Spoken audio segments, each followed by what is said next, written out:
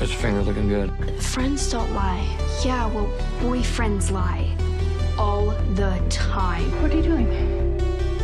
Peeing? How many times, Dad? I don't do drugs. You can't spell America without Erica. Am I dreaming or is that you, Harrington? Yeah, it's me. Don't cream your pants. Mornings are for coffee and contemplation. Welcome to Just a Piece of Stranger Things. Today we are dissecting Season 1, Chapter 6, The Monster. We thank you for sharing a piece of your time and a piece of your day as we bring you a piece of a little show called Stranger Things. My name is Chris. I am joined by Sterling. Sterling, did you watch the episode? Dude, The Monster had me singing like Gabby Hanna. What if I'm the monster? It was a good episode. I had some fun. Nice. Took a little bit of a seat back from the action heavy that was the Flea and the Acrobat, but this was a good kind of ramping things down to then ramp them back up and gear us up for episode 7 at the end. So a fun episode nevertheless. And yes, of course I watched it, Chris. That's the point of the entire show, to rewatch it. I feel like it's a great starting way to start the conversation because you wouldn't be here if you didn't watch it. And you'd be like, okay. Well, I'm going to leave now. And it's going to be a solo show. I thought of that question a while back, and I'm like, this will just be so funny to start it off with. Did you watch the episode? Because if you didn't, then what are we even doing here? It's like, actually, I forgot. Like, sorry. Remind me for the next hour and a half. But man, this episode, we go to a lot of different places. It covers a lot of ground, it feels like. And that's kind of how I feel with this season and this show as a whole. Like, because they're only 8 episodes, they don't have any filler episodes. I mean, they just are constantly just giving you something good every episode. Where for other shows where if they have 13 or sometimes 20 episodes, you always get that like filler episode. You can just kind of tell like they're just filling time because that's what they do for their studios, whoever it is. So, but for this show, no, it's just constant action. It's constant, like I put it here, they do not pull punches. It just keeps coming. There's constant character development. There's mystery. It's scary. There's plot twists. The plot thickens. And I think for this is where we finally are going to start like realizing things, getting things answered, especially right after this episode. It's going to be like coming down, but we're going to figure things out. What I think is funny, did we even think about Will that much in this episode? I just thought of that. Like, he's not even like on the mind right now with how much other things are going on. What there's infighting again between Lucas and Mike, and this is a big Dustin episode for sure. Yes. 11 with the slamming of the grocery store door and getting her waffles, and Joyce and Hopper and their adventures, Nancy and Jonathan and Steve with the fight they have. There's so much that happens that is kind of the character building moments, the back and forth between, the bickering, but also, the give and take of the characters. This to me is one of the more character building rich episodes of the show, where we're getting to know the characters throughout the first 5 or 6 episodes. But in this one, this is like the true push to get the characters where the Duffers want them to be near the end of the show and kind of get things towards the finale. So there's a lot going on. Sometimes I was like, can I get a breather, please? There's so much happening. Yeah.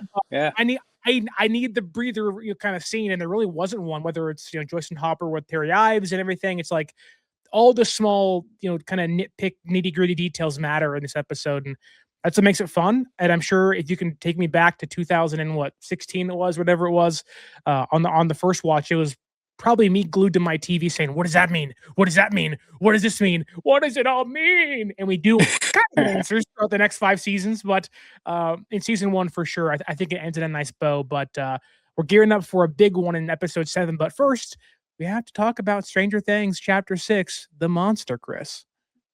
Well, I guess we can start getting into the episode, but last thing I want to say, do you think this episode is like the climax and then everything else is like come down resolution stuff for the next 2? I think the next episode is kind of the climax, because then you have if I think I'm correct, you have the lab chasing the children, and then 11 shows her powers off with the big truck flip and everything. Yeah. I think that's kind of the climax. This wouldn't be. I'm forgetting the exact terminology when it comes to literary terms, but I wouldn't call this the climax. This feels like kind of a middle season rising action episode of the bunch. Okay. Oh yeah, I took English class. I know. I took Very Britain. nice. Okay. What you said, I also did have here what you said, that this is a big Dustin breakout episode for sure. I loved everything Dustin was doing in this episode. But what we're doing now is our pregame, which we're just about to wrap up. We're going to get into our play-by-play, scene by scene. Obviously, spoiler heavy. We'll try to compare things to later episodes, which I don't even know if I noticed a lot of that in this episode. It's just a lot of it's just a busy episode. We'll see. I think we will see a little bit of that. But then after our play-by-play, we'll get into our post-game where we hand out the MVPs, try to find some favorite quotes, and then wrap it up with what we thought was the number one scene in the episode. But let's say we get into season 1, chapter 6, The Monster. Let's get into it. Sterling, we're in the woods in the Upside Down. Remember the last episode ended with Jonathan and Nancy. Nancy's in the Upside Down. With how much happens in this episode, and this gets so just figured out within the first minute of the show. I'm thinking of other things right now. I'm thinking about Mike jumping off the side of the cliff. There's the lab's coming, Lucas, but hold on, the beginning of this episode, they're in the Upside Down. Nancy's in the Upside Down. I just thought it makes you go, why did it take Will so long to get out himself? What a loser. Nancy got out in 2 seconds. Crawl back out the tree hole, Will. Come on. Right? The tree hole. The shed hole's right there, brother. Go right back in there. Remember the goopy tree hole. Remember that? The goopy tree hole. And she went right back in there, and it pulled her out like it was no problem. Yeah. So, okay. Well, so we start off with Jonathan and Nancy in the woods, and they can both hear each other, which I was thinking the only way they can both hear each other is because of the hole in the tree, because the way we know the way the Upside Down works is you can only hear one way. So Jonathan would not be able to hear Nancy if it wasn't for the hole in the tree. So I guess that's the only way he's hearing her, right? Okay. Yeah, gotcha. We also get Nancy seeing the Demogorgon, right? In the demo, it does a little half turn again, It's always turning. Instead of a it was a yeah, it was a quick one. It still does turn, look nonetheless. Terrifying though. You do get the mouth open. It kind of is crouching down. It is scary. It's fast, but it actually is terrifying. It is. And I got here. Jonathan finds the tree hole, and it's not closed. Remember, it's not closed. Remember, at the end of the last episode, we saw it closing. They tricked us. It wasn't closing, but liars. Plot hole, retcon. They got us. That'll be a common occurrence in the next 4 seasons. It does seem slightly smaller because Jonathan's going to end up having to grab Nancy's hand and tug her out. So maybe that's all happened. It closed a little bit. I guess too, it opens up if something's coming through it. So Nancy coming through it naturally opens it back up. So I guess that makes sense. Sure, that's fine. But like I said, he pulls her out. So we get to the title crawl pretty quickly. The scene ends with them hugging. They're scared, obviously. Being in love. Yeah.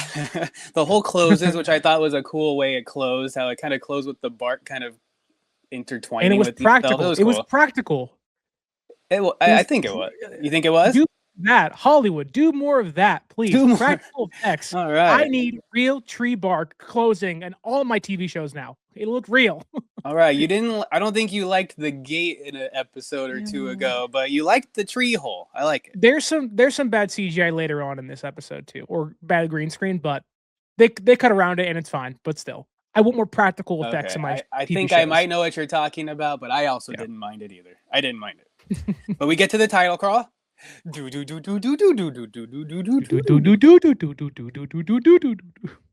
is where I always forget to mention who the writer is at the beginning, but that's fine. I think this is a good part to mention. The writer is Jesse Nixon Lopez, I believe it was. Okay. And she wrote 1 episode in this season, and she will write 1 more episode next season, and then that's it for her. Although Wow. I did notice she is credited with like helping write pretty much every episode in this season. I don't know if Oh, you've okay. gone to IMDb to see that, but wherever it lists the writer, it always has her next to each writer. And I looked it up. It seems like she's a staff writer, which I did also try to look that up, see what a staff writer is. I did not get much. It just seems like I couldn't even understand what a staff writer was. It just seemed like someone who kind of like is there in the background, just kind of helping if they need someone to help. Would that be like an employee of Netflix trying to kind of steer things, or like in case there's a problem, like I did we're not going to give you notice some money to that. make your show, but this person like is kind of a liaison between the producers and the actual writing team? I did not notice that. It seemed like a staff Okay. writer is like a role that they have generally, but it almost seemed like it might be just almost like an extra director or just like an extra producer, just keeping an eye that everything flows. Maybe that's kind of what I was getting from it. But this is her singular episode that she wrote, but it's also directed by the Duffer Brothers. They'll be directing from here on out. And I think they end up writing the last episode along with someone else too, but we'll get there when we get there. Anyways, back to the episode. We get the scene fades through the title, which I always like. And now we are driving on a road in Hawkins. And it's Steve's car. And he's driving to check on Nancy. Tommy H. and Carol are in the car, of course, and they're being dumb and as ever. They're making fun of Steve for liking Nancy, which that's a lame thing to make fun of someone for. Typical high school kids. Yeah. Oh, you like her, her. It's like, well, you two like each other as well. Like, he could say the same thing to that. That's dumb. Like, you've been dating since 4th grade. Shut up. Yeah. It's like, what is this? Yeah, it's stupid. And then Steve seems on edge, though. He's worried. He's worried about Nancy. He wants to go check on her. Yeah. So he's going to go climb her window like a ninja. But it's like, I don't know if he should be doing this that often. What? She could be doing anything. She could be busy, which she is. Well, yeah. She's real busy. Yeah, she just got almost attacked by a Demogorgon, and she's getting comforted by Jonathan. At least Steve's intent was good. His intent was good. He needs to rethink.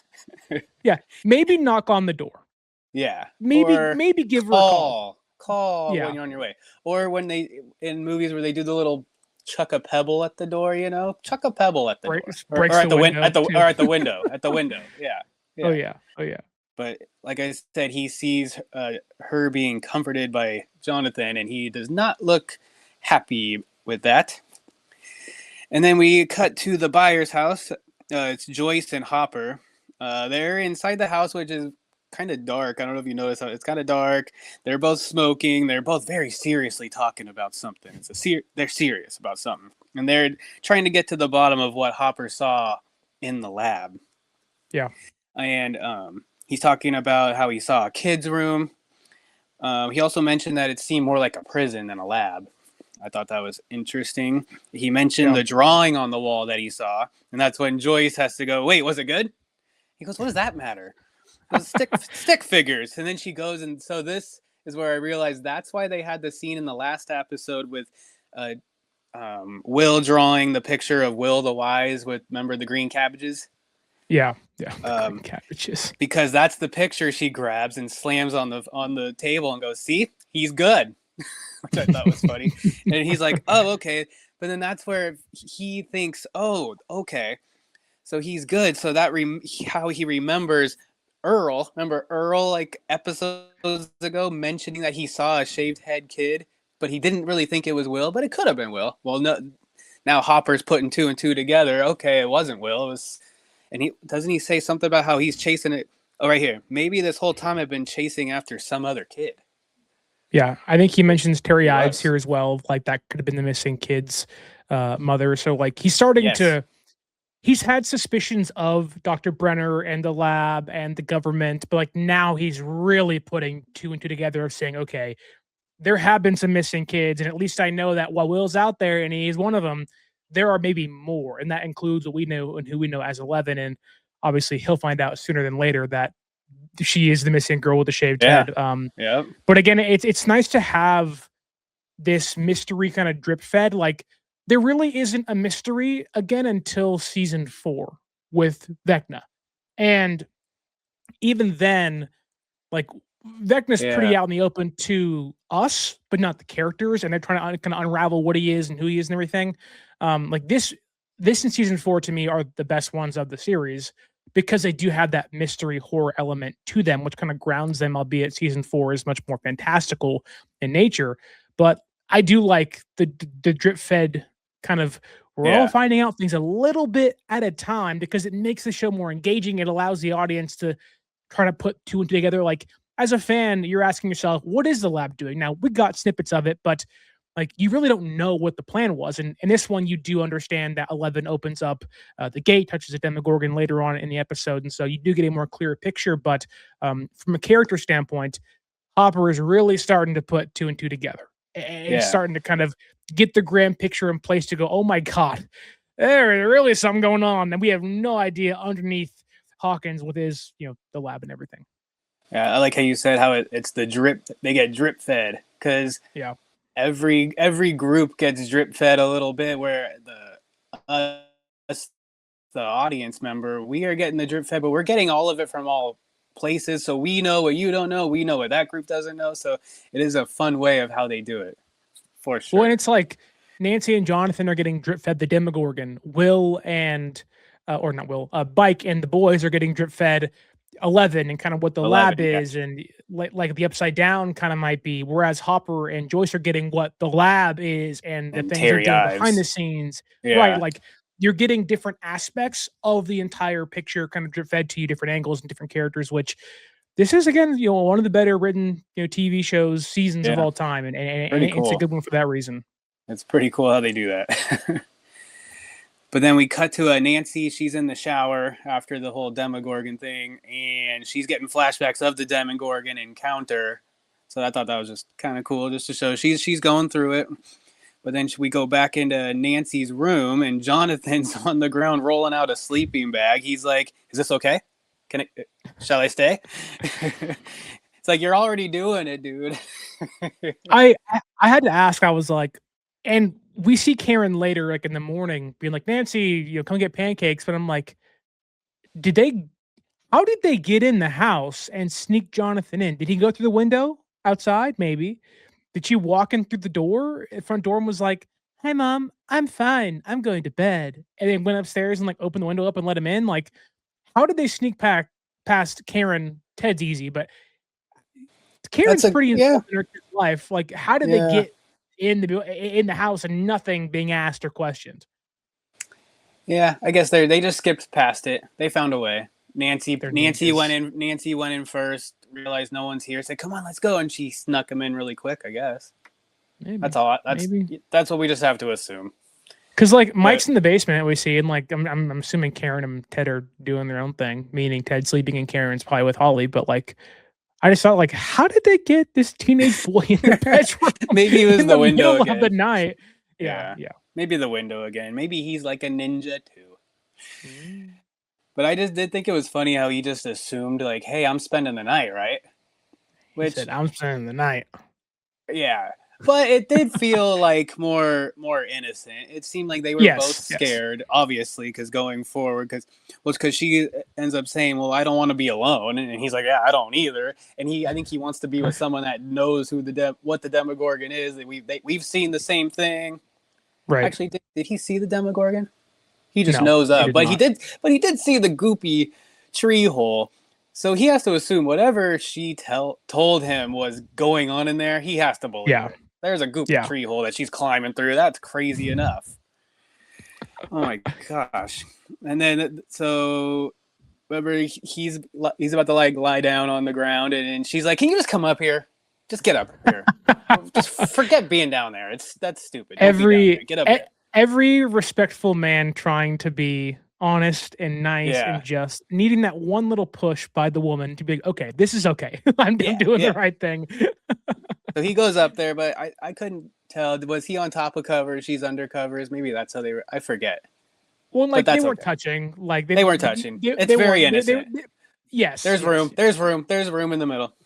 There's room for Jesus. Put a Bible in there and you're fine. Room for Jesus. And they ask if he should turn the lights off. No, on. We're leaving those on tonight. Yeah. I don't know how they slept with those on. I could not do that. But what is it? What is it? Oh, Jonathan, this is what I thought was funny. He goes, it can't get us in here. Speaking about the Demogorgon. I'm like, how do you know that? Like, we as an audience know it opens up a portal on walls later on, like in season 5, and jumps right in. But we're to assume, it's not going to get them now, I guess. Yeah, it can't get us in here. Yet in season 5, it goes right through that exact same house and grabs Holly and almost kills Garen. Yeah, but maybe it also seems like their assumption is it's afraid to light, maybe, so that's why they want to leave the lights on. They do drop some lore about the Demogorgon where you're just like, that doesn't make any sense once we get to it, but maybe this is a case of the characters thinking they understand when really they don't, which is fine. It is. But the last thing I wrote here was about Jonathan sleeping with the gun. Did you notice that? Oh, I didn't know. Wow. Okay. Well, he had it on the ground, and then he did bring it. It looked like he brought it up with him to the bed and had it under the pillow, but he had like a hand on it under the pillow. And I was just thinking to myself, dangerous. I really hope the safety is on, because one, he is not the best with the gun at all. That's so dangerous. Yeah. Oh man. Did not like that. Don't do that. Yeah, don't do that. But then we flash to the Wheelers' basement. Mike is in the basement alone, and he's missing 11. Poor Mike. Oh, and he looks over. Yeah, he looks over at her fort, and that's when he just decides to go destroy it. Breaks it apart, kicks it a bunch of times. Poor Mike. And then we flash to a very random phone booth in the middle of nowhere. I don't know if you noticed this phone booth. This is Joyce and Hopper. Hopper is talking on this phone booth, but have you ever seen a phone booth like that off the side of a road? Just like seems like nothing else around. It's just phone booth. Maybe in 1983. Granted, that was 13 years before I was born. So that's what I wrote here too. I'm like, is this what phone booths used to look like? Like just off to the side of the road, just super random. But that's okay. It looked cool.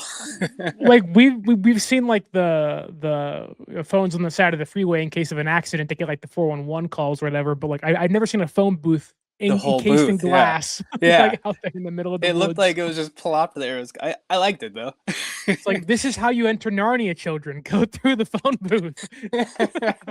Well, there's a goat man waiting on the other side. Don't worry. It reminded me of a scene in Harry Potter, actually, because they end up using a phone booth to go down to like the Ministry of Magic. So I thought of that. Yes. But Hopper, he's talking to someone on the other line, asking for information about Terry Ives, and I like how he finishes it up with his conversation up with, "Thanks, Frank. Say hi to the boys for me." So he's talking to Frank. I'm assuming Frank is someone, when he had his connections working in the big city. So it's his city connections. He's talking to Frank. Frank gives him some info for Terry Ives. Then we are back in Nancy's room. Jonathan's still asleep with the lights on. I noticed those were still on. But Nancy, she's hard at work. She's already up and working. She's researching animals that could be similar to the Demogorgon. She mentions lions and coyotes and bears, finishes it up with a shark, linking that to the blood theory. Yeah, this was interesting because I don't know if this is a case, again, of the characters just trying to understand what is not really understandable for them at the moment. Mm-hmm. But they do hint at it with the Barb death of like the blood attracting the Demogorgon. However, this never occurs in the other seasons, unless I'm remembering it correctly. So like this does make it a little confusing of like, okay, like you're setting up this monster as a shark and they call it a predator, which I think is great. It really makes it this like real threat that it's going to get you. But I'm like, okay, if I cut my hand cutting anything, am I going to get grabbed by a Demogorgon on like a random Tuesday making a sandwich? Like, I don't know. It just opened the door for this kind of, I wouldn't say plot hole, but like, okay, so any blood attracts it. If I'm on the playground and I scrape my knee and I'm 5 years old, mommy, I'm going to get grabbed. Like, that's a little odd to me. Why don't we hear about like a ton of other people getting grabbed, I guess? But now maybe there was a case predator it being kind of a selective hunter, maybe that's the case. Which that's fine, but I don't know. It was is a weird really kind hard. of lore dump, and I was like, I don't really believe that now, knowing what we have for the next 4 seasons. Yeah, I mean, the gate has only been open since that first night when Will got taken. So it's not like it's been roaming around prior to that. Speaking of the Demogorgon. It's hard. It does kind of feel like a plot hole. It seemed like the Demogorgon was way more simplified in their writing, where it was just this singular creature. I don't even know if they thought of like the Mind Flayer or Vecna at the time. It seemed like it was just this creature. Maybe it hunts by smelling blood. It was just a more simple creature back then. But then it makes it's either intriguing or a little, plot armor-y, if that's even a word, for Will. Because, like, why did it kill Barbara? Why did it kill the deer? And I know you said, like, the deer got shot and it was bleeding, so then it got it. So then it kind of lends to the thought of, like, okay, well, we know that Will was taken for a reason, but that reason wasn't established in season 1. So, really until season 5, 4. So, like in this case, in this very kind of zoomed in through one season we're going through right now, it does lend itself to it being like, well, that doesn't make sense. Why didn't it kill Will? Because we know Will's alive. Like we know he's alive. So either that's like, whoa, why did it keep Will alive? What was the reason for that? Which we kind of learn later. But I don't know. It's hard to wrap our minds around. I wouldn't care. I'm sure when I first watched it, I didn't care because I was like, well, that's interesting. But now I'm like, but that doesn't make sense. So but the only thing for me is in doing these rewatches, I think this is only your second or third time rewatching this season. It's because this season is so good, I'm willing to overlook something like that. And it's like you have to look at it from a kind of how do I word this? Like you can't look at this as the first chapter of a 5-chapter arc, right? This was supposed to be one season and done. Yeah. And so that's kind of how you have to look at it, albeit it did kind of retroactively make the season have a little more plot holes because of that, because they did expand upon things. But it's so minor that it's like, whatever. I'll say one last thing and then we can just move on from this whole thing, but just trying to link it to season 5 or just to this series as a whole.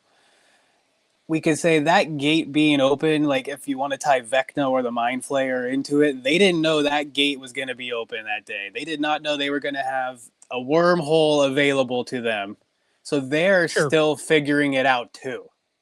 Oh, that's the only thing I can say is like they're still trying to figure out how to utilize this wormhole. Vecna is developing a plan to use the kids. Like he probably doesn't even have that plan yet. How can I use these kids to really open up this wormhole, bring the two worlds together? He probably doesn't have that figured out yet because he didn't even know he was going to have this access. And I guess you can also maybe say like, well, the Demogorgon realizes that he can just go in and out whenever he wants to, and maybe he's acting kind of rogue. Like maybe he does hunt via blood and it is a predator in that regard, and doesn't really always have that in the upside down. And then maybe later on, Vecna reels them in as his minions. Hive mind. Yeah. So they get later on they get reeled in. We made it work. We're figuring this out. We figured you could this say, out, Chris. You could say, Chris, that the Demogorgon is just a piece. Just saying. Of Stranger Things? Ah! Where were we? I know there's some Hopper and Joyce telephone. Nancy doing the whole thing with Jonathan. There's some blueberry pancakes coming up. We got some blueberry pancakes to mention, remember? Because Karen tries to barge in and the door luckily is locked so she doesn't see Jonathan. She mentions she's got blueberry pancakes ready. Jonathan and Nancy, they're both startled by her bait trying to barge in, and they grab each other's hands, so you can see how they got some feelings forming. They're holding hands, and then Jonathan just mentions, "What, your mom doesn't knock?" I just thought that was funny. That's so funny. Next scene. Oh, that's where we get the jump cut from the knocking. Jump cut to knocking on Mr. Clark's door. And I don't know about you, but I was always happy to see Mr. Clark. He wasn't actually on my radar as like a favorite character when I have watched this in the past, but in rewatching this now, more slowly and taking my time, I do really like Mr. Clark. And so when I see him, I was happy to see Mr. Clark, but then I got super triggered by this scene because it's that lady at the door who popped Benny in the head. Remember? Like, did you think to yourself, lady, you keep that gun in your pocket. You do not pop Mr. Clark. Lady. Mr. Clark is a treasure. You do not pop Mr. Clark. The one thing I got from the scene was his name is Scott. Oh, yeah, I got that too. I kind of blew past that. He's Mr. Clark, always and forever. Yeah. We also get in season 1, I believe, the most Mr. Clark ever until probably season 4 or 5. No, he's not even in season 4. Like, really? Yeah, he's not in season 4. Oh yeah, he's not. Yeah. Wow. Yeah, and I think people were a little upset about that, so they were able to find a way to bring him back in season 5. They found a way. They had to bring him better back. or worse. Yeah. But I also put the way he answers his door, and then the way he like warmly invites her in, and they're just chit chat, like that was totally an 80s thing. Because if people knock on the door these days, you're not answering the door. You're gonna go hide. Nobody, just shut the blinds up for you. Turn all the lights off. Nobody answers the door. What's this person doing here? Why are you here? My dad would go to the Ring camera and go, "Do you see the no soliciting sign? Get out." See, that's what I mean. He answers the door just so nicely. He's like, "Hi, come on in. Let's have a chat." And they come sit down. Do you want some tea and crumpets?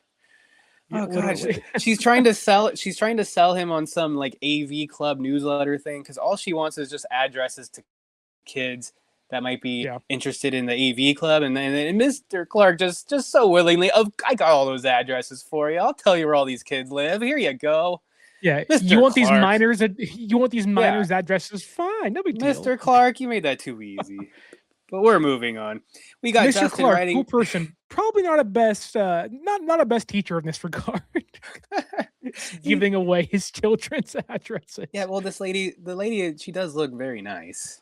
She does. She sold it. She did. We got Dustin riding his bike up to the Wheeler's house. He's in the basement with Mike. Mike is, of course, worried about 11. He's talking about that. And then Dustin calls all of them a bunch of little assholes, meaning Lucas, Mike, and 11. They're all a bunch of little assholes. Dustin says he was the only reasonable one, says Mike pushed first and drew first blood, which I think is a call out to Rambo. Because I guess Mike did push or tackle Lucas first when they had their little skirmish back at the junkyard. But he tells Mike that he needs to shake Lucas's hand, which I thought was kind of funny. Like, that's it? They just shake hands? I just thought that was kind of funny. Like, you drew first blood, so you shake his hand. Like, just so something so small, but they're little kids, so that's all they could come up with. Is like, if you shake hands, then everything's okay. Exactly. But I love how Dustin says, "This is the rule of law. Obey or be banished." Yeah. Yes. Two great quotes. You're all being little assholes, and obey or be banished. Yeah. The rule of law. I love how they have their own little built-in rules and laws of their group. It's so funny. And then Dustin, we're gonna the scene ends with we're gonna go get Lucas, and then we're gonna go find 11. So I love how Dust. This is a great season, a great episode, and great scene for Dustin. And he's like, "I'm leading the way now because you're all a bunch of little jerks. I guess I have to step in because you guys just can't stop feuding." Yeah. And then we get a jump cut to 11 waking up in the lab. I think she's just in her little room sleeping. And Mr. Brenner comes in. He's holding this little lame plant and hands it to her. I thought that was kind of weird. Like, here's a little plant. Enjoy. But then it's so dumb. Here's a little Brenner, plant. I don't like Brenner very much. And then he says, "Today is a special day. We make contact." And I all I could think is he's just talking about the Demogorgon. It was kind of a short scene, but he mentions that they're going to make contact. It felt more like maybe the Upside Down in general than the Demogorgon, which I guess the Upside Down wasn't made. Maybe he means reaching into the abyss. Well, we're gonna find out. Yeah, he's talking about the abyss. They're gonna go into the abyss, or not the abyss. It's the void. The void. Yeah, but like, or the in between. There's two names for it. A lot of people call it the void or the in between. Without the upside down that hasn't been created until she touches the Demogorgon, does she have to then enter the void, get into the demo's mind in a way to then reach them in the abyss? That's what I kind of felt like. She reached into the abyss and touched the demo, which then created the bridge, which became the upside down to our world. Yeah, so she's reaching into the abyss. We don't know that yet. I'm pretty confused about the way a lot of this void and abyss and the abyss or the void. Let's call it the void. It's when she goes into that black world with no color. She's just standing there by herself in this black room. I don't understand why the Demogorgon is in there with her, where it doesn't seem like she's in the Demogorgon's mind. It just seems like they're actually physically in there together. That's what it feels like to me. But you know what?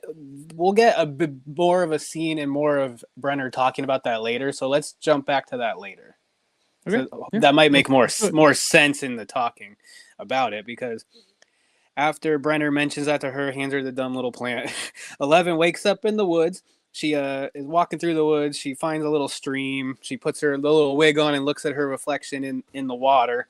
She doesn't like what she sees, so she rips that off, and then she force punches the water, scares some birds. I thought that was kind of cool.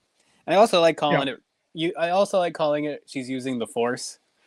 I've been using that lately without even like trying, but it works. It works, yeah. We're back at the Wheeler's house. Karen is feeding baby Holly. She wants to go check on Nancy. I think Ted even mentions like, "Where's Nancy?" He's trying to be a father, I guess. Karen goes upstairs and remember she like grabs a little thing out of her hair and tries to pick the lock. I thought that was kind of cool. I was like, Karen, what were you doing back in the day, you freak? Right. Well, I put like, it's telling us more about her past, and then also it's kind of signs of season 3 Karen, where she's kind of more of a rebel. Oh well, yeah, that's true. Yeah, it was always there. It's always there. And then she sees that Jonathan and Nancy are gone.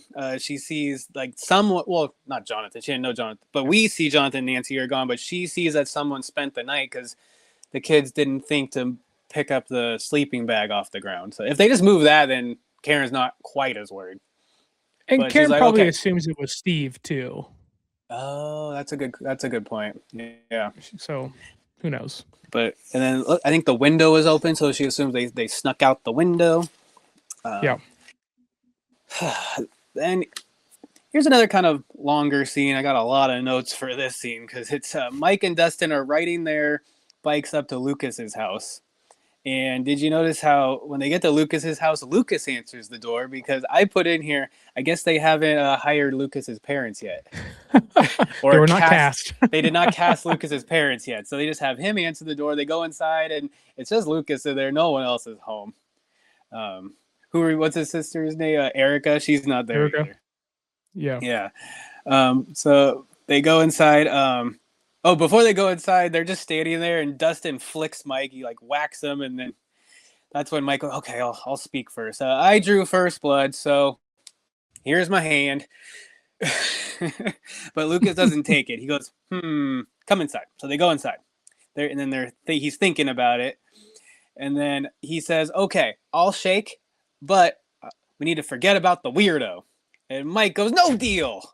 Are you kidding me? No deal. No deal. We're not forgetting 11, you crazy." And then Dustin mentioned something about, "Do you remember what happened on the Bloodstone Pass? We split up and it all went to shit." So I'm just assuming this Bloodstone Pass was like one of their D&D campaigns. Yeah. And I love how Dustin, he remembers, I think, every campaign they've ever done. Yeah. I mean, he has how... He has an analogy or a callback to so many of their D&D campaigns. It's awesome. This builds the character, but also he goes, "And I went to shit, and we were disabled." Oh yeah. It's like, come on, man. Well, then it's a good point though. If they stick together as a team, they'll get stuff done. If they split up, they can't get stuff done. This is not Scooby-Doo. And then Lucas mentions how 11's not part of the party and she never will be. And then Mike tells him how she was just trying to keep us safe and that it was an accident, referring to her tossing him and knocking him out. That was an accident. Yeah. And then, but then Dustin chimes in and goes, accident or not, it was a little awesome. I mean, dude, she threw you with her mind through the air. I thought that was kind of funny. It was kind of awesome. And then Mike eventually says she's a weapon. We can't fight the Demogorgon with your wrist rocket. That'd be like fighting Darth Vader with R2-D2. I thought that was great too. Because I love Star Wars. I love how they brought that in. R2-D2 is one of my favorite robots ever. So I love that. And then Lucas calls 11 a liar and a traitor. I think he kind of calls her that throughout this scene. Says she almost kills him. He says, I'm not going to waste my time with her anymore, and I'm going to go find 11. Yeah. So he's going to go do his own thing, and so that's kind of it with that scene. Well, I think it's Lucas who calls her the weapon and says, if we're dead, we're no use to Will. That was a pretty good line. That's a good line. Yeah, for sure. But I do agree with Mike. Like, we're not going to be able to fight a Demogorgon with your wrist rocket. Which you need the Demogorgon yet. They don't even know what they're really facing. They think it's the D&D demo, I'm sure. But they haven't seen it yet. Whereas Jonathan and Nancy kind of have, and Joyce obviously has too. The kids have no idea what they're facing at all. But what's funny is because 11 put the little monster on the board that looks like a Demogorgon. It's so funny how, like you said, they have not seen physical proof of the Demogorgon, but they're still talking about it as if it's real. Yep. So they're bought in. But yeah, they're bought in. That's the difference between kids and grown-ups, because if this was Hopper and Joyce, they would not be assuming that the Demogorgon is real. But because they're kids, they're D&D lovers, they just assume, this thing's real and it's happening. 11 said so. What she's already showed them with her powers, they can assume there's magic in this world, so this Demogorgon is probably real too. So right, exactly. I think that's really cool. Then we jump to 11. She's out in the woods. She's walking in from out of the woods, rolling up to a grocery store, and she's obviously hungry, and she's definitely dirty. I don't know if you noticed how dirty her face was. She got dirty. She's definitely dirty. And because of that, on the floor in the woods. Yeah, well, and because of that, when she walks into the store, she does look kind of weird because of how dirty she is. So all the people are looking at her. But then we get an average day at the Walmart. It's fine. Yeah. But did you notice how we got this weird jump swipe cut to a flashback? It was actually a swipe. Yes. It was a swipe cut. You don't get too many of those. And it swipes to 11's flashback where she's in the lab going to the tank room. And this is where Brenner's telling her to remember whatever it is, it can't hurt you and not from here. So I think he's talking about the Demogorgon. So she's going to go into the tank and go to the void. And we have to assume that she's going to look for the Demogorgon. Yeah. But is that true that it can't hurt her there? It can't hurt her from here? I just wonder I don't think it can touch them. That's an in-between place where you can't really get hurt there. I don't know. It seems like when she uses her powers, clearly there's the nosebleed, so it's clearly affecting her in some way, and blood is not a good thing. Yeah, but that's just the use of the powers themselves to get to the void and stay in the void, whereas the Demogorgon itself cannot physically touch her, I believe, when she's in the void. Yeah, I guess. I think some of my assumptions are from Nightmare on Elm Street when the kids would be in their dreams. I think Freddy Krueger could kill them in their dreams. They wouldn't wake up. They'd die in their dreams, right? Yeah, but I think that would be more akin to how Vecna operates, because he is more like a Freddy Krueger villain later on. Thank you. That is a good demos. They can be affected in their minds by Vecna later on. So maybe that's where I'm kind of tying it. He is a wizard.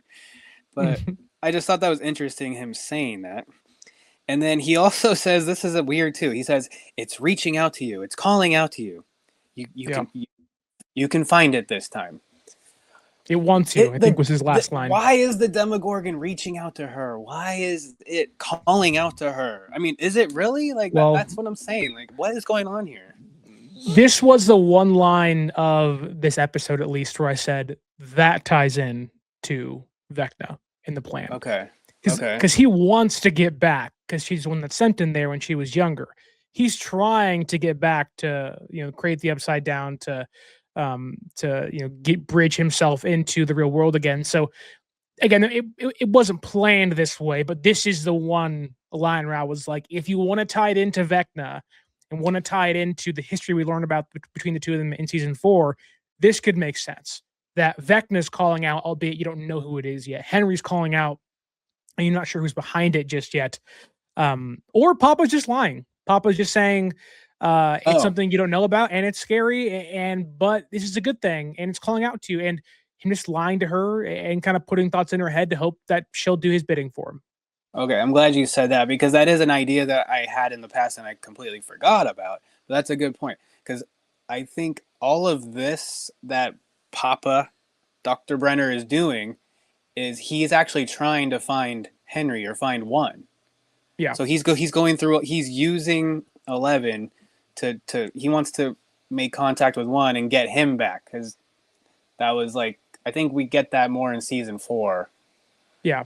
Where so that is a good point. Maybe he's just lying. He just wants 11 to make contact with someone in the void or in the abyss, or he's just trying to find 11. That's a good point. Yeah, maybe he's just lying to her. He's just like, he just wants to get something done. That's a good point.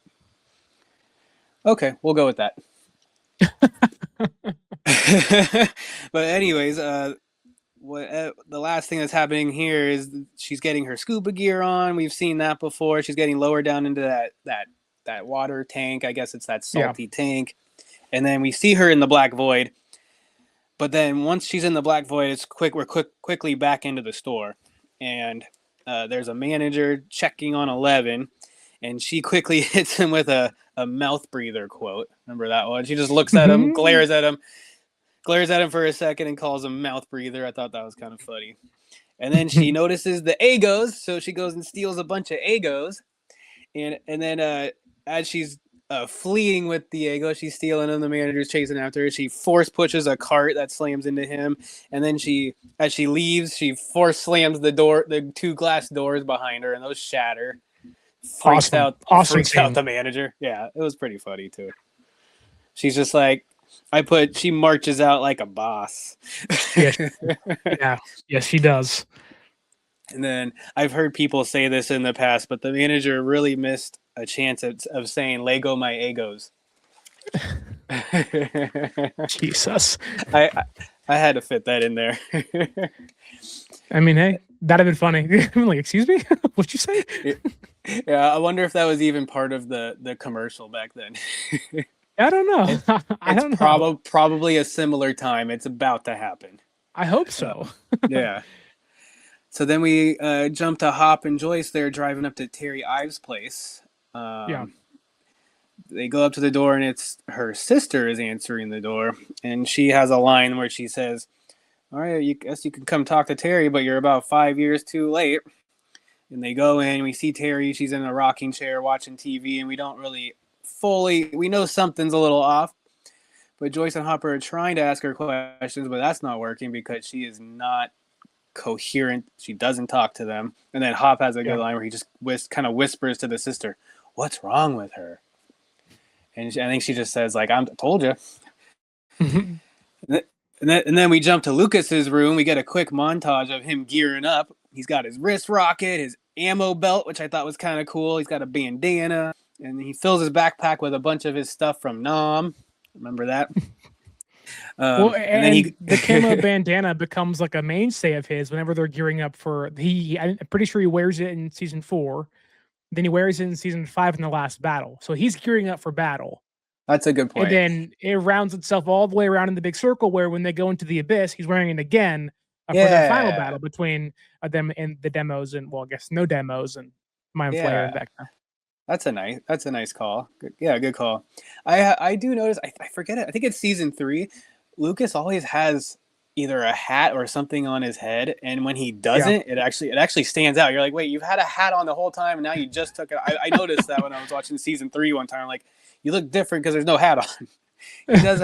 He does have a headpiece on a lot. But when he goes outside to ride off on his bike, we get our third sighting of Mr. Mustache. I've been calling out Mr. Mustache a lot, and we know him as the Hawkins Lab guy. He's got the van, like that white van that we noticed him always driving around in, but we know that it's linked to the lab. And he waves at Lucas. Lucas waves back at him, and then he rides off. But that's just setting the stage for the story down the line with that Mr. Mustache and the van. And then we jump to Mike. If anyone ever says, "Do you want to see Mr. Mustache with the van?" Run away as fast as possible. Yes. Oh man. And then we get a cool scene actually with Mike and Dustin. They're riding their bikes just through town. And Mike is mad at Lucas.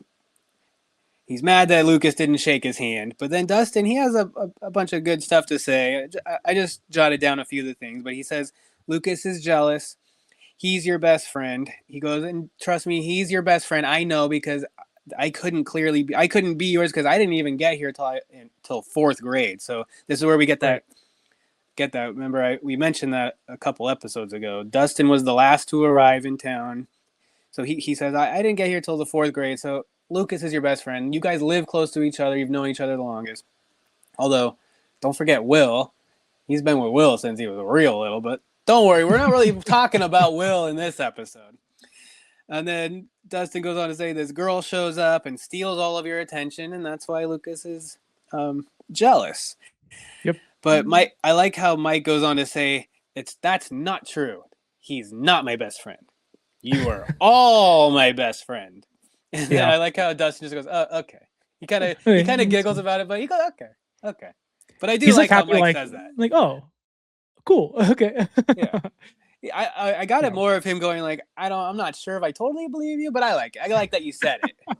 Which I do like that Mike said that, because that is kind of Mike's thing throughout the series. Like, you're all my best friend, and I'm he's called the heart later on. He is the heart of this group. He keeps them all together. He is everyone's best friend. He's the heart of them, yet season 1 he's yelling at Lucas and 11 constantly, trying to tell them to go away. It's a lot going on, man. Hearts are emotional. It's okay. Yeah. But they finish the scene by riding up by the grocery store, and they see there's some commotion going on, and they're just like, it's got to be 11. Yeah. And then did you notice how when it faded out, there was someone watching them from the bushes? Yes. I was like, what is that? Wait, who is that? Is that 11 maybe? Because she does find them later when they're at the quarry. I guess. I don't know. But wasn't that kind of weird?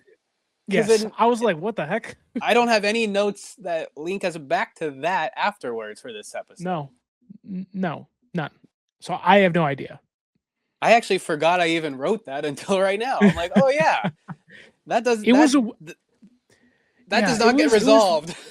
It was weird because like you could maybe assume it's just like to kind of give the lab maybe is having an eye on them, and they don't really. I thought that's what it was. I thought that's what it was, but no, I don't think so, because the vans haven't even left the lab yet. We'll see that with Lucas later. I don't know. Oh well, maybe it was 11. So, anyways, we're back at Terry Ives' place. The sister's talking to Hopper and Joyce. She tells that Terry was part of a study in college, the MK Ultra. It was started in the 50s. A lot of the drugs messed her up. She did mention how she was put in the salt isolation tank. She gives us a lot of information. She didn't know she was pregnant with Jane at the time, that she was doing all these drugs and what was it called? The studies, all these tests and studies. She finishes with saying that there was a miscarry in her 3rd trimester. So her assumption is Jane was never even born. Yeah. But she also goes on to say that Terry believes Jane is alive and that she has special abilities. We do get this with a bunch of flashbacks of 11 using her abilities. She's like, oh, she has a bunch of abilities, and then it flashes to 11 doing her abilities. Yeah, but like this is one of the few times in the show, and I know as the seasons go on, I, amongst many others, have complained about the unnecessary flashbacks in some scenes where you're like, I got it. Like I've watched the previous, 3-4 seasons. I don't need to know. Like I remember watching them. Yeah. And the kind of Netflixification of the show of like, you have to remind everybody every 15 seconds what's happening. I think this works incredibly well. Now, there really isn't 4 scenes to flash back with. There is just one. But I like how the flashbacks are they are toned in a way where it's creepy, where it's scary. You have I don't know what it's called, so forgive me. I don't have a kid, but it's like you have like the music, the kind of childlike music thing playing in the background, kind of being kind of creepy. And it's like kind of the scary, and like you get in the flashbacks, and it's like kind of a horror movie of like, this is not good. These are like scary things that happen. And I'm like, I like that version of the flashbacks because it's not like it's telling me things I already know, but it's like reframing them in a way where it's like, it was a horror movie for them. It was terrifying and it was scary. And it's set by that, I don't know what it's called, but it's above the kid's crib. And it's like playing the music and you're just like, oh my God, like this is scary. Like it's setting a really like gross, freaky tone under it. And I really like that. Whereas later it's like, they're just having dialogue and it's like flashback. And you're like, I saw it 20 minutes ago. I got it. I understand. I have heard because I've listened to other podcasts and I've watched other things on YouTube or Instagram. So I have heard people like complain about a few flashbacks. This one specifically, I've heard people be like, we just saw 11 use her powers the last episode, chucking Lucas against the wall. Like, we just saw that. Sure. So some people did have. I find it interesting that you have somewhat of an issue with this, but also I think you said you didn't either. You're kind of. I think this flashback is used better than, at least from what I remember, all the other flashbacks going on in the next season, because it is set differently. It sets kind of that eerie tone of like, this could go bad if things aren't resolved correctly. So I think it's a flashback framed in a different way than we get in the later seasons, which I'm okay with in season 1. Yeah, the way I do think though is like, that this does have a feel of like a weekly show, because if you have the weekly show, you have to put these in because people might not remember weeks ago when they saw something happen, because you only get 1 episode per week. So like you could be this is episode 6. If they're going to show you something that happened in episode 1 or 2, that's 5 or 6 weeks ago. People won't remember it. But because of the way this show is developed, where you're binging a lot of this, so you just saw it 10 minutes ago. So this did have a feel of more of like a weekly show with these flashbacks. That's a good point. I also didn't mind them either. I only noticed it because I heard other people noticing it. I didn't even notice it originally. Sure. But did you get where I think the sister, did we even get her name? I don't think we got Terry Ives' sister's name, but that's okay. She mentioned, I did get how she mentioned Stephen King and telepathy, weapons, fighting the commies. So they're going to use these people with telepathy to fight the commies. The last line is they could have covered everything up. Jane could be alive. Okay. So Hopper is just saying like, the sister seems like she's kind of blown all of it off. I'm sure she's been dealing with this for years. So she's like, I don't want to, you're just rehashing all of this stuff that I've already tried to get out of my head. And she's taking care of her sister that doesn't talk, doesn't really move even. What's the phrase? Is she catatonic? Is that a good word for it? I think so. Yeah. I think so. But, I hope so. But Hopper is telling her, like, okay, everything you're saying, the lab could easily cover all that up. Specifically, I just cut open a body that was stuffed with fluff. Who knows what they're capable of? Well, and the sister keeps saying like, you and Terry would have been good friends. Like, you sound like Terry a lot. And that's it's like, true. she's right. She's right. Yeah. But Terry is right and Hop is right. It's crazy. Yeah.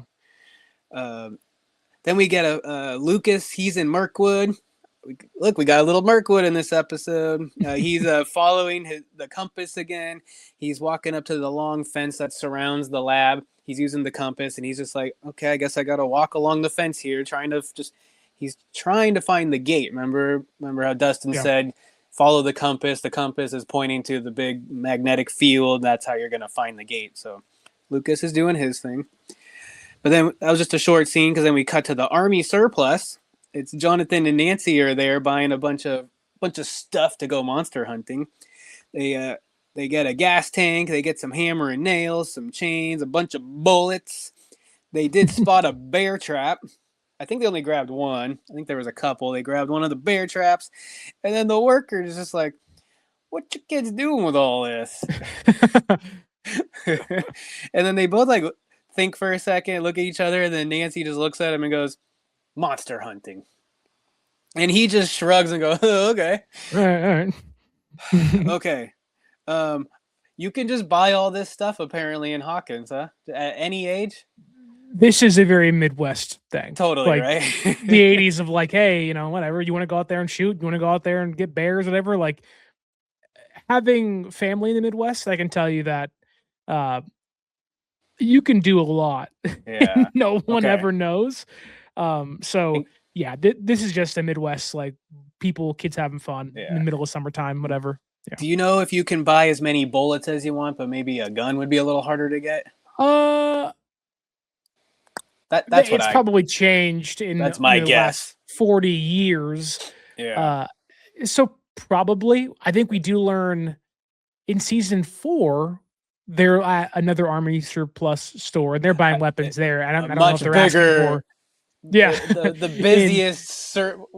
busiest army surplus store ever. I mean, everyone's there.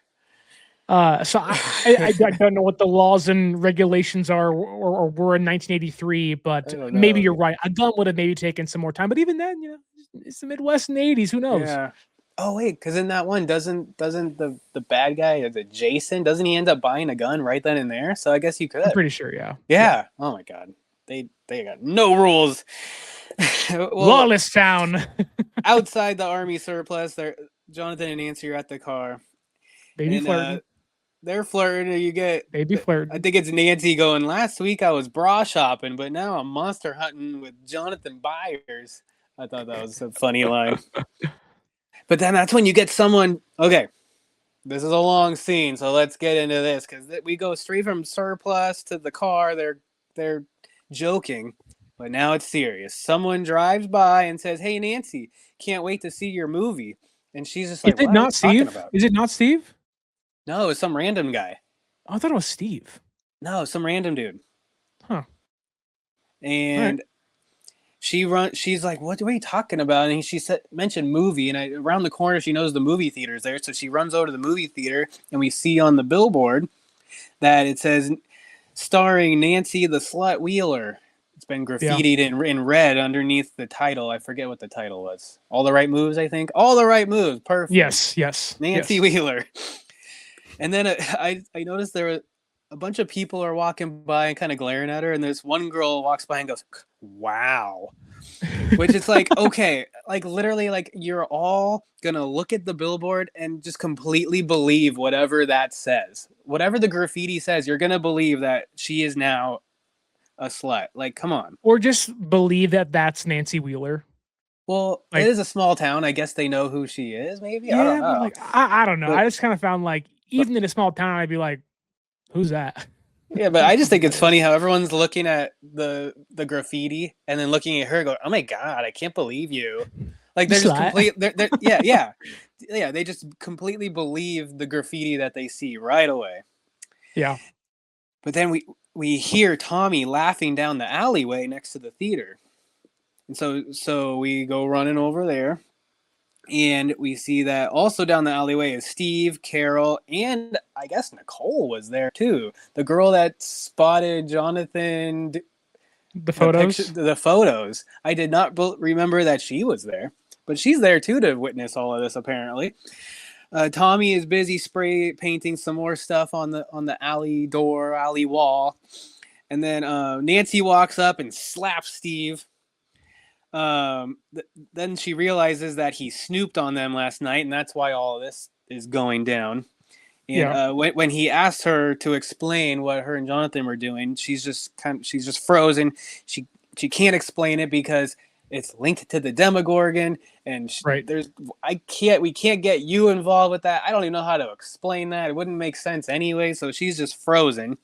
And so then that's when Steve, he's so mad, and he decides to turn his focus onto Jonathan, who's walked up the alleyway. Well, he tells Nancy to go to hell first. He says, "Go to hell, Nancy." Yes. I was like, I like Steve, so I didn't want to mention all the bad stuff, but it's a rough scene for Steve. This is just, I mean, I'm not justifying what he did, but this is more of a kind of the photo thing too. Like, you don't really understand the full scope of it, albeit his actions afterwards are bad. And this is bad. Don't do this, boys or girls. But this is more of a case of an emotional teenager not really understanding what's happening and lashing out in the wrong way, more than him just being an ass and just launching into many assumptions that he has no clue what's going on. And this is much bigger than he can even realize. Exactly, which happens all the time in high school, all the time. Yeah. But he focuses all of his anger onto Jonathan, and so he starts poking at Jonathan, poking at his family, which I think he mentions him being like his father, which really that's going to dig at Jonathan right away, and just goes too far too quickly. And that's when Jonathan turns him. Then they fight, obviously. Jonathan goes on to win the fight. I think Steve only got really one good punch in, but Jonathan is just kind of wailing on him, right? I mean, he is messing up Steve. We had ourselves an all-out dude bro fight. They went off on each other. They really did. Rap out of Steve. This show always does a good job at really like beating everybody up. Like if there's a fight or if you're getting hurt, they don't hold back in the show. Like even just Mike a couple episodes ago, remember when he got tripped and fell and nailed his chin on a rock? Like just him tripping was that was significant. Yeah, you might get cut up. You may get exploded. You won't die though, but you'll still have a lot of blood on you when it's all said and done. Yeah. But Steve gets wailed on by Jonathan, and then the cops showed up real quick. Callahan and Powell arrived quickly. Callahan runs up, and if you're a cop, you're supposed to know how to like break up a fight, but he has no clue, obviously, because he gets an elbow right into the nose right away. And then all the kids take off. Callahan attempts to chase after them. Jonathan's getting arrested by Powell. Nancy's just standing there going, "This is just a mess." Yeah, and it's the whole thing just exploded. It's a total nightmare for Nancy there. But I did think that Callahan was kind of funny, just not knowing what he was doing. He's chasing after the kids, just kind of like, "Oh, my nose! Oh, get back here! You're not gonna catch them. No way." And then it cuts to Terry Ives' place once again with Hop and Joyce. They're leaving. They get in the car. Just a quick scene, but Joyce is a little down. She's not feeling good about what they heard, but Hop is trying to keep them up and just says, "It's okay. We still have a chance. We can still find Will. Like, don't get too beat down by whatever you heard from Terry Ives' sister." And then that's when they get a call on the radio. It's Callahan calling Hopper saying, "Hey, something happened with Jonathan. He got into a fight. Can you find Joyce?" Which, she's right here. She's right here. Okay. So then we're at the police station, and Nancy's chatting it up with Flo for a minute. I thought that was kind of funny. Flo calls Jonathan her boyfriend. She's like, "He's not my boyfriend." And she goes, "Oh, yeah? Only love makes you that crazy and stupid, girl." And then Nancy, she grabs some ice from Flo, brings it over to Jonathan. And then did you see how she just sits there giving him the ice and just kind of looking at him like, "Oh, he loves me." Did you see her face? Oh yeah, they be flirting. They be flirting. And then we're back in the woods. 11 is finishing up eating her 4th box of Eggos. She plowed through those Eggos. And then she hears Dustin and Mike yelling her name. Yeah. So she gets up and starts walking towards the sound of their voices. And then we flash to Mike and Dustin. They're walking through the woods, yelling for 11. And they run into Troy and James, and Troy's got a switchblade knife.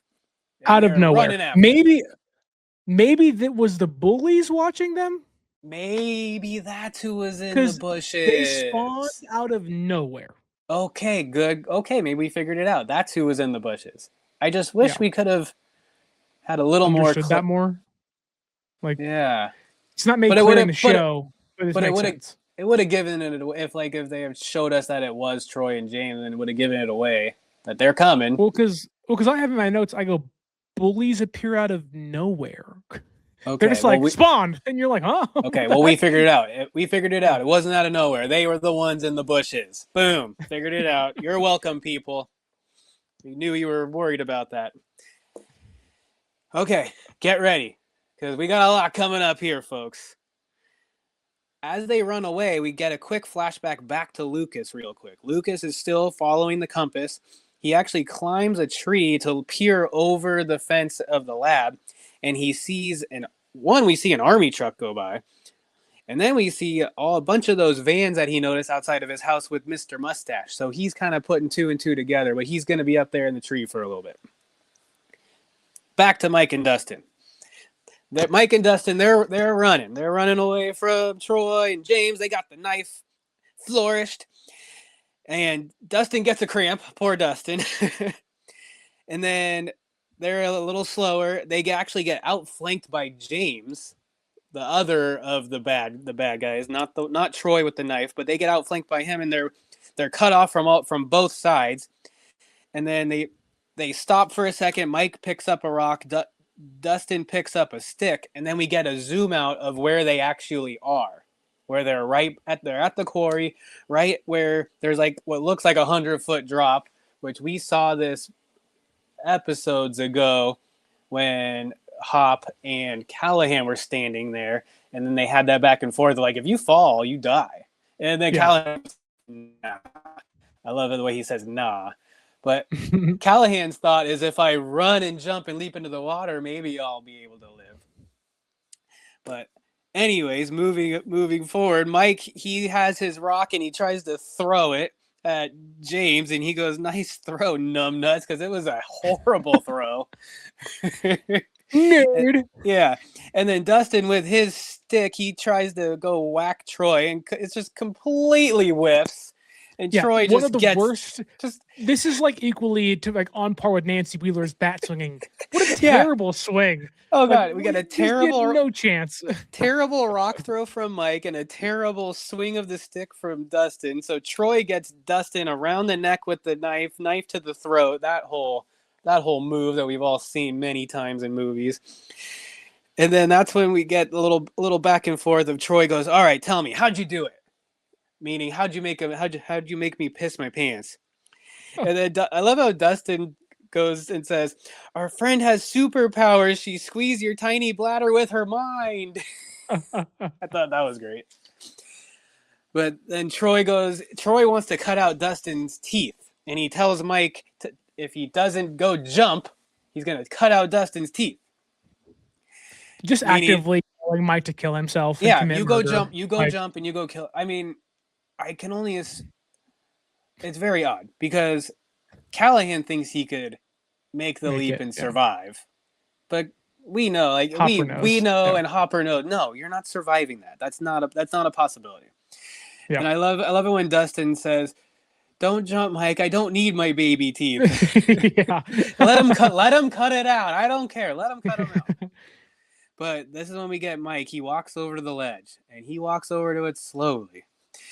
And then there's a point where James, the other bully, goes, "This is not a good idea, man. Like, this is the point where the bully that's there with the main bad guy is like, dude, this isn't a good idea. I did not sign up for this."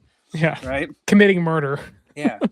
And then Mike, he jumps, but he just step off, where I was always thinking, like, dude, if you want a chance, you got to run and leap and hit the water, dude. Like, don't just do a little step off, man. That's not how you do this. You got to fully commit, man. Yeah. Well, he fully commits, obviously. He's jumping. Yeah. This is crazy. like when you first saw this, what were you thinking? Like, Mike, what are you doing? Like, oh my God, he is so all in. I am saving my friend's baby teeth. Oh, Mike, what a friend, man. What an idiot. Screw your friend's baby teeth. I'm not dying today. Oh. But so when he jumps, of course, they're all kids and they're all like, whoa, he actually jumped. So I love how everything is thrown aside. Like I'm not holding the knife up to your throat anymore. They all just give up whatever's going on. They all run up to the ledge to look what happened. And did you notice how they kind of skidded up to the ledge real quick where Dustin's like foot is like kind of hanging over the ledge a little bit. They're like, whoa. But then they look over the ledge and Dustin goes, holy shit. And then we see Mike is floating, dude. He's floating. He's hanging there all looking kind of silly. Like you said, this might be the green screen thing you thought, but I don't care, dude. This scene is awesome. He floats back up and over them. He falls on the ground. And then he looks to the side, and then that's when we get the 11 reveal. And we get that awesome score that comes in and just boom, she's here, man. And she's marching up to all of them. And she's looking serious. She's doing the little head down, peering up with her eyes. And she looks cool as hell, too. Even with that weird dress and that weird jacket, she still looks cool. Yeah. And I don't know if you noticed, but they look back at the kids, and Dustin has the big, giant Dustin grin that he can have. And then she force punches James to the ground. Then she snaps Troy's arm with a twist of her neck. Awesome. And then she just looks at him and goes, go. And Troy and James run. And then as they go to run, Dustin, probably one of the better lines of the series. Yeah, you better run. She's our friend. She's crazy. If you come back, she'll kill you. You sons of bitches. That's a good one. Yeah. Love it. This scene is, I mean, not to spoil our post game, but this is probably the most memorable scene of this episode by far. If not the this season, and maybe the I don't know. grocery store doors. Yeah, this is like one of the big ones. It's been foreshadowed for a little bit of time, and now it's paying off here. And yes, I do think they have to try to hide a pretty bad green screen. Like whenever Mike is floating and it's zoomed in on him, it's very quick cuts to avoid it like lingering on it because it doesn't look great. Like you can see his outline a little bit on the green screen. And they showed a couple times, but whenever they're zoomed out or it's like a quick cut, it hides it. But other than that, like, and the CGI gets much better. So I'm sure it's a budget thing. But this other scene's than awesome. 11 kicks ass in this scene, and you're just like, hell yeah, man, that was awesome. Well, and just the stakes that are in front of us, where we like Mike is generally leaping to his death. So like just the emotions and just everything that's going on, like that all hides the green screen to me. Like that masks it. Like you're just so bought in, just like, and this is the biggest scene I think of the entire season so far, and I love how it's the kids. These kids are in the probably the best scene of this season. This is when, to me, when I was watching this for the first time, this is when I said, "Oh my God! Like this is better than the Goonies." Like I was really relating this show to the Goonies for a long time. I'm like, this is better than like this is going from like PG Goonies. This is like almost R. Like this, it's just on a more serious, on a different level. Like lives are at stake. These kids like got knives to their throats. I don't know. I just thought this scene really is when this show became like my favorite show. It was this scene. When I would go to do a rewatch, like because there's so much going on from all up until this episode 6, you almost forget you're about to get to this scene because so much is happening. There's so much going on. And then you hit this scene, you're just like, dude, you get a Dustin with his line at the end. Mike is like, I'm the best friend here. I'm going to jump. Like, I don't know. I can't gush on this scene enough. This scene just takes this show from just a little kid show. It's like to a serious kid show. I don't know how to explain it. This part really cements Mike as somebody who's willing to do whatever it takes for his friends, which we've known that. Like he's willing to believe in the fantastical side of things. He's willing to, let 11 come into his home if it means that gets him closer to saving Will, and now he's also willing to kill himself, really, if it means Dustin gets to stay alive and not be injured. So I know he doesn't, get killed, and 11 saves him, which is awesome in its own right. But like this scene really, I think, is more about Mike before 11 comes in looking incredible. Like, oh my God, that's awesome. It is a character like Mike will do whatever it takes for his friends moment. And you see with Lucas at times, you see it with Will, obviously throughout the entire season. And now Dustin, it's like every one of those characters, one of his friends, he's done something for. And this one being the biggest example of that. Of him literally willing to jump off of into the quarry and kill himself for a set of baby teeth who you're going to lose him anyways. It's okay. Yeah, totally. But it's also crazy because I did not remember that it immediately goes to a flashback for 11, because 11, you see her kind of start to pass out, and she's like falling, and as she's like falling, it flashes to the void, and we're in another flashback. And so we're in, and I also thought this is, the void is more dark and empty than I think we've ever seen it. And we see a figure like way far off in the distance, and we don't know what it is at first, but then we realize, okay, it's the Demogorgon, and it appears to be feeding on something. I don't know what that was, though. But 11 walks up to it and proceeds to poke it. I don't know, like, why. I just thought to myself, why are you poking it? Was that your plan all along, just to poke? I just thought that was kind of funny that she goes up, okay, well, I guess I'm just gonna go poke this thing. Which I don't know what else to say about that. But then the Demogorgon, of course, does another turn, because it's always turning. It turns and screams at her, right in her face, and that's when she screams. And it flashes back to her in the scuba suit with her eyes open. She's screaming, and then we see the lab around the scuba suit, the tank. The lab has alarms going off, lights are going off, and then we see there's a crack in the wall that's starting to form. And then it immediately flashes back from that to the quarry where the kids are, and 11's lying on the ground, and she turns over and says to Mike, she says, "I'm sorry." She says, "The gate, I opened it. I'm the monster." And then Mike's just like, "Okay, no, you're not the monster. We just saw you do something amazing. You saved my life. You are not the monster.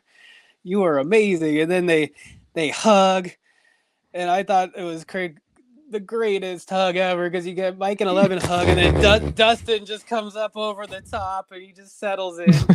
And I don't know if you saw that, but he really nestles into that hug too. He like fixes himself a couple times and just really embraces it. It's so cute. It's cute.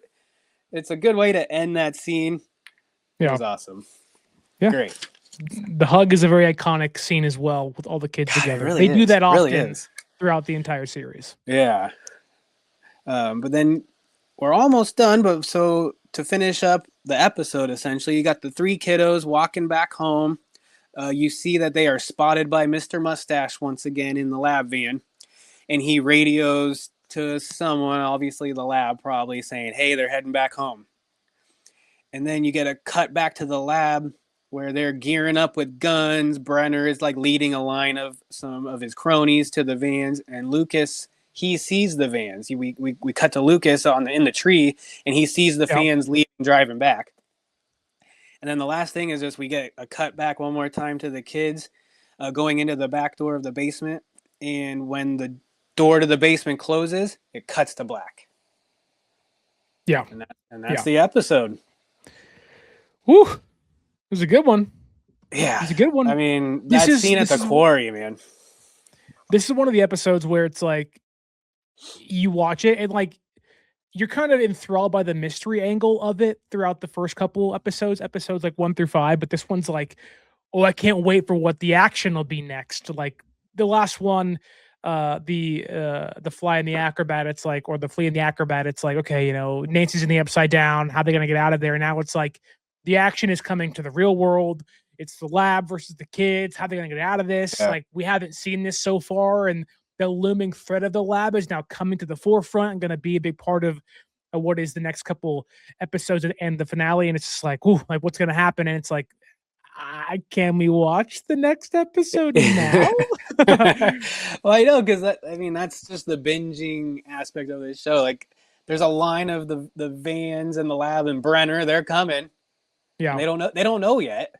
Although we Yeah. know, because we've seen it, that Lucas is gonna tip them off. Like, get out of there, go. But like, yeah, you're like, okay, they just went through something amazing with the quarry and Mike getting saved by 11, but they're still in danger. The danger's coming.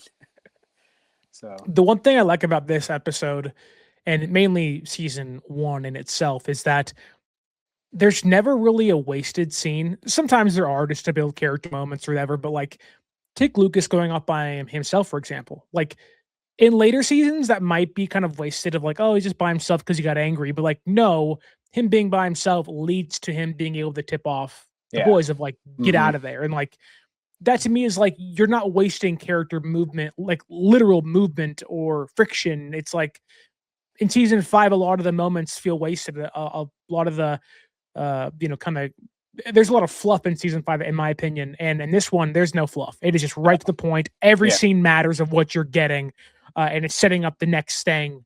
And that to me is what makes this episode, but also season 1, just so good. It's so tight and neat, and like restrictive in a good way, of like, we don't have time to waste. Budget's low, like CGI budget is low. Like, it all has to be streamlined, and it works so well. It's the tight season as a whole.